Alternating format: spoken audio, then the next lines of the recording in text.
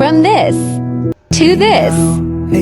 What's up guys? Welcome back to my YouTube channel, and for today's video is ipapakita ko sa inyo yung result ng 1 month na pagwa-workout ko at home. Let's go back February 10, 2024. Ito yung katawan ko at itong workout lang na to ang ginawa ko for the whole month. First workout is getting 100 reps jumping jack. Second workout is getting 100 reps squat. And the third workout is the plank.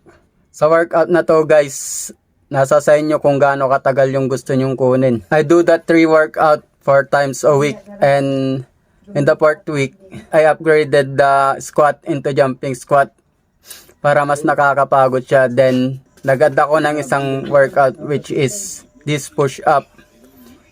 In this push-up, nakakakuha lang ako ng 25 reps. After all ng pagod ko, ito na yung result ng 1 month na pag-workout ko at home guys.